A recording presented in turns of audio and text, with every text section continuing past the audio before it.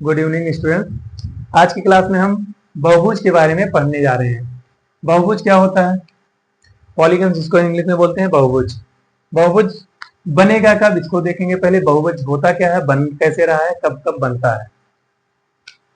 अगर मान लीजिए एक पॉइंट रख दिया जाए कहीं पे, तो कोई शेप ये दे रहा हमें, ये नहीं दे रहा है। इसका मतलब हमको एक अगर लाइन खींच रहे हैं तब क्या बन रही है, ये हमारी दोनों तरफ से लाइन बन गई, मतलब रेखा बन जा रही है। दो लाइन अगर जोड़ दे रहे हैं तब क्या बन जा रहा है, एंगल, कोण बनेगा। इसका मतलब अगर दो ही रेखाएं रहेंगी तो हमारा ये बहुभुज बनेगा? नहीं बनेगा। बन कब रहा है, दो के अलावा अगर तीन लाइन, एक यहाँ एक यहाँ एक यहाँ, तीन लाइन आपस में जोड़ देते हैं तब जाके हमारा बहुभुज बन रहा है। एक पॉइंट यहाँ लेते हैं, दूसरा पॉइंट यहाँ हो गया, तीसरा यहाँ। इससे क्या निकल के आया, कहीं भी अगर हमें बहुभुज बनाना है तो इसके लिए कम से कम तीन लाइन होनी चाहिए। सिंपल सी इसकी परिभाषा लिखते हैं, तीन रेखाओं से घिरी आकृति, कम से कम तीन रहेगा। यहां लिख दे रहे हैं कम से कम, कम से कम तीन रेखाएं होंगी जिसमें बहुभुज बनना है। कम से कम तीन रेखाओं से घिरी आकृति, ये रेखाओं से घिरी आकृति बहुभुज कहलाती है। घिरी आकृति बहुभुज कहलाती है।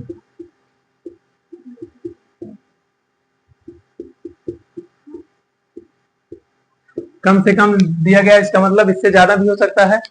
ये हमारी n लाइन्स हो सकती है, मतलब इससे n equal to 3, 4, 5 dot dot. इसका मतलब कि n का मान हमें, जो भी लाइन होगी, लाइन n दी गई तो n का मान 3 से कम नहीं होना चाहिए।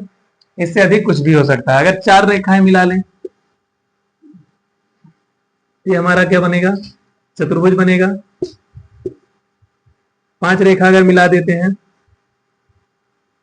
ये बन जा रहा पंचभुज।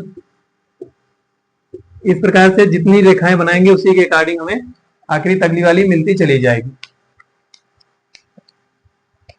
पॉलीगन्स कितने प्रकार के बनेंगे, कम से कम तीन रेखा। पहला हमारा हो गया, तीन रेखाओं से घिरी आकृति पहले देख लेते हैं।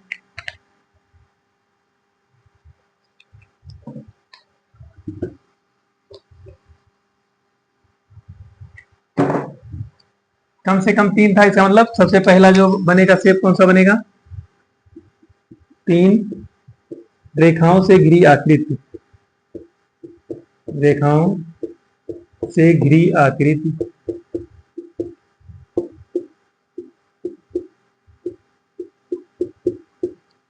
सब तीन रेखा है, तीन रेखा से हम इसको क्लोज कर दे रहे हैं।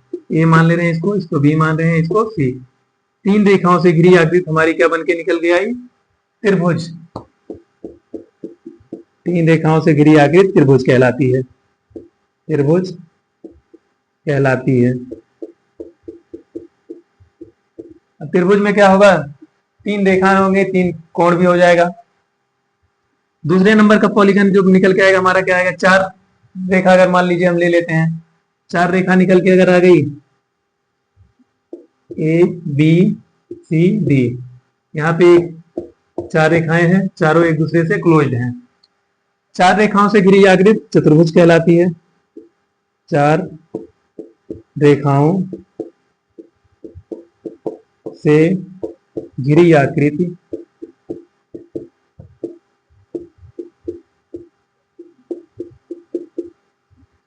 चतुर्भुज कहलाती है।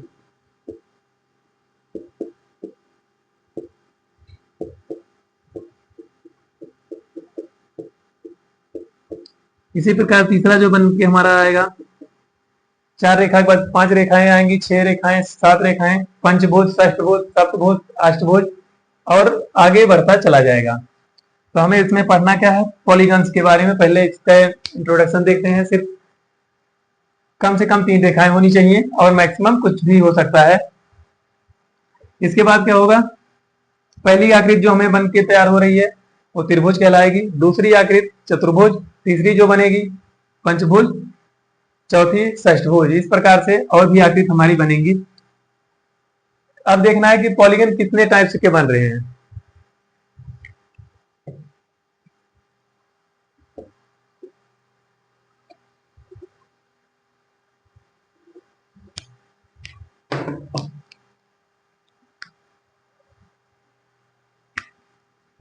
टाइप्स ऑफ पॉलीगन,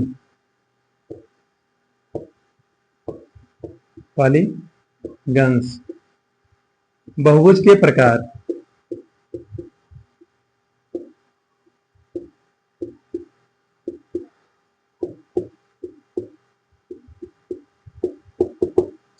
बहुभुज कितने प्रकार से बनेगा इसको देखते हैं। बहुभुज के प्रकार के बारे में हमें पढ़ना है। बहुभुज कितने प्रकार के होते हैं, जैसे एक हो गया, एक क्लोज्ड है पूरी तरह से। अगर पूरी तरह से क्लोज्ड है इसका मतलब एक कौन सा बनेगा, अवतल अंदर से। और दूसरा अगर क्लोज नहीं है, बाहर की तरफ उभरा हुआ है, तो उत्तल बनेगा। तीसरा एक रहेगा रेगुलर। 3 टाइप्स के हमको पढ़ने हैं यहाँ पे। पहला क्या हो जाएगा, उत्तल बहुभुज,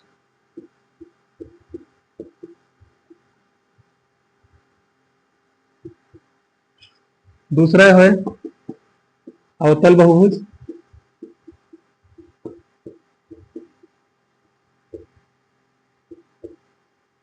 तीसरा हमारा बनेगा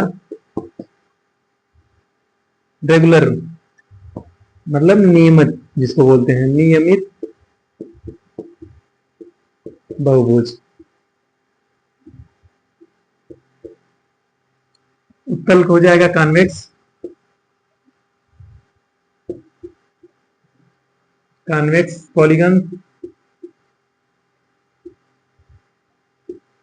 दूसरा हो जाएगा कॉनकेव पॉलीगन। तीसरा हो जाएगा रेगुलर, रेगुलर पॉलीगन। बहुभुज 3 प्रकार के हैं। पहला हो गया उत्तल, दूसरा हो गया अवतल, तीसरा रेगुलर। अब देखना है बनेगा कब कब।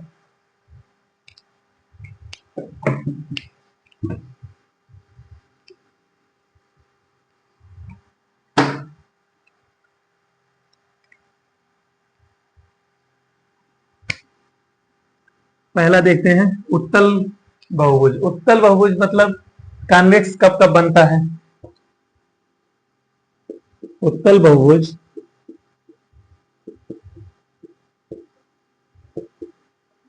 में अंदर का कोण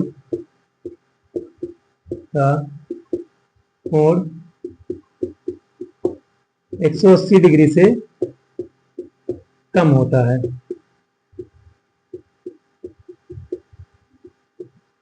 और दूसरा क्या होता है, अवतल के लिए देखते हैं। अवतल बहुभुज में, बहुभुज में अंदर का कोण, इंटीरियर एंगल, अंदर का कोण 180 से अधिक होता है। अगर 180 से अधिक हो गया तो अवतल में चला जाएगा, होता है।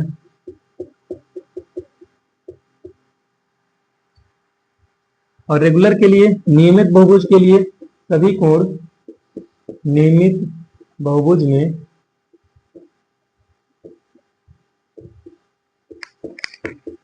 सभी कोण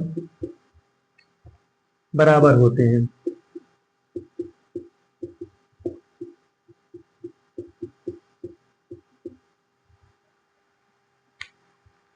इसमें क्या दिया जाएगा, अगर अवतल का देखना है, अवतल में क्या होगा, इंटीरियर एंगल 180 से ज्यादा नहीं होना चाहिए। और इसमें अवतल के लिए 180 से ज्यादा होना चाहिए, उत्तल के लिए 180 से कम होना चाहिए। और रेगुलर के लिए, रेगुलर पॉलीगन के लिए सभी कोण बराबर होने चाहिए। तीनों के लिए अलग अलग शर्त है। पहला उत्तल, दूसरा अवतल, तीसरा नियमित।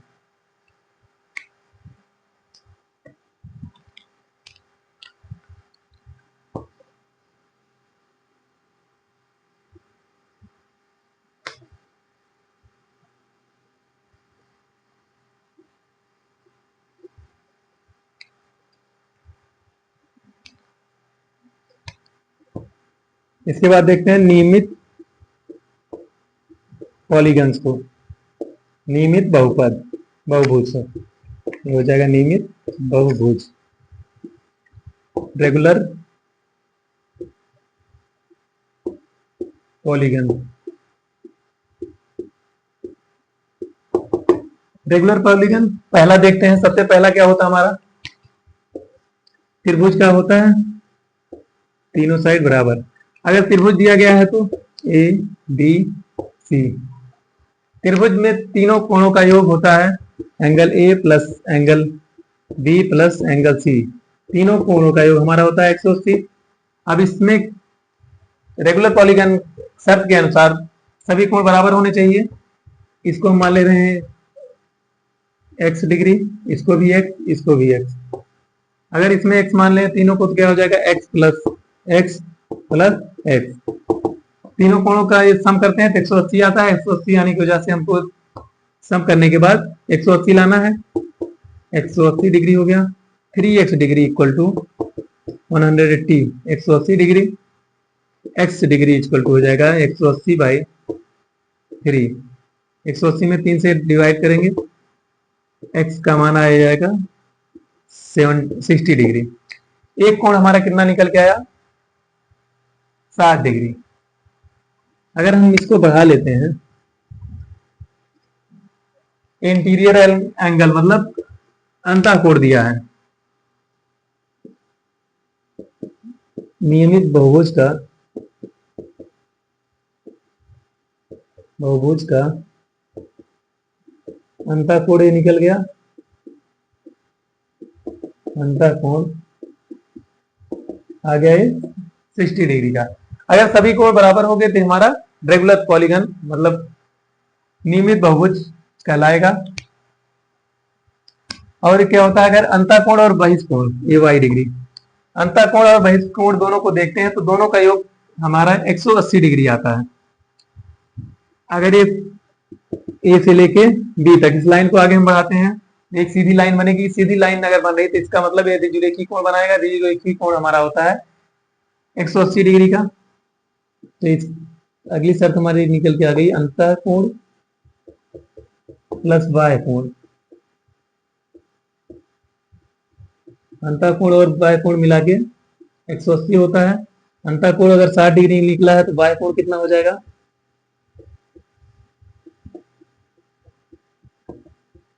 180 बाह्य कोण। बाह्य कोण बराबर हमारा अंतःकोण 60 डिग्री है, बाह्य कोण निकालना है। बाह्य कोण क्या हो जाएगा? 180 माइनस 60 बराबर 120 डिग्री। अगर त्रिभुज के लिए कहीं दिया गया है रेगुलर पॉलीगन में n इक्वल टू यहाँ पे हमारा दिया है 3, इसका मतलब त्रिभुज के लिए अगर कहा है सम ऑफ साइड आर इक्वल मतलब सभी भुजाएं अगर बराबर हैं तो अंतःकोण हमारा 60 डिग्री बन रहा है। अगर 60 डिग्री अंतःकोण है तो बहिष्कोण हमारा बन जाएगा 180 माइनस 60 120 डिग्री।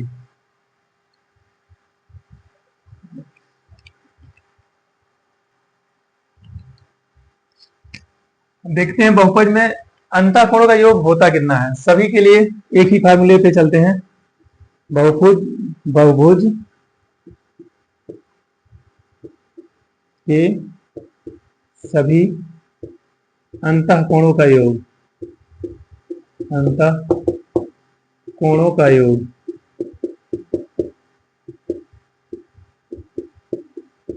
सभी अंतःकोणों का योग n-2 इंटू 180। सभी अंतःकोणों का योग अगर निकालना है तो कहीं भी n-2 इंटू 180, जहां n बराबर बहुभुज की भुजा, बहुभुज की भुजा दी गई हो।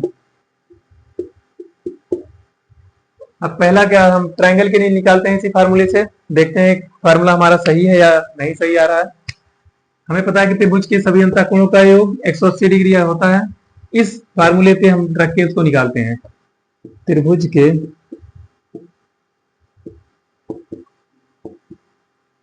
अंतःकोणों का योग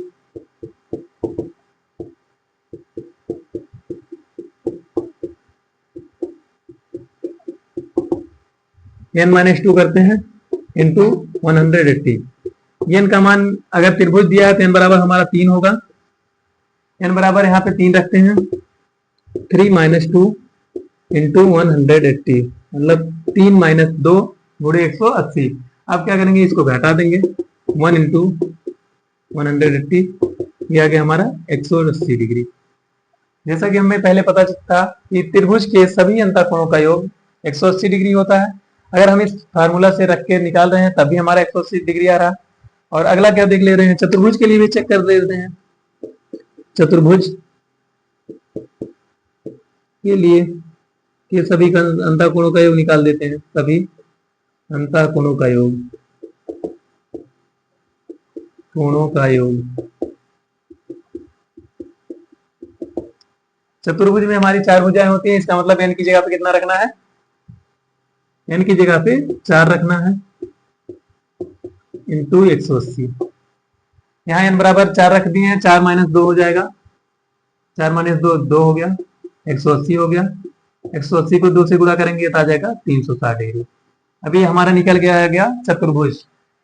इस प्रकार से हम पंचभुज, षष्ठभुज, सप्तभुज, अष्टभुज, आगे भी जितने बहुभुज दिए जाएंगे इसी एक फार्मूले पे सबके अंतःकोणों का योग हम निकाल सकते हैं। जितनी भुजा दी जाएगी उतनी को n की जगह पे रख देना है, उसके बाद 2 माइनस कर देना है, उसके बाद 180 से गुणा कर देना है। इस प्रकार से अंतःकोणों का योग निकल के चला आएगा। आज के लिए बस इतना ही, बाकी अगले वीडियो में हम कराते हैं। तब तक के लिए धन्यवाद।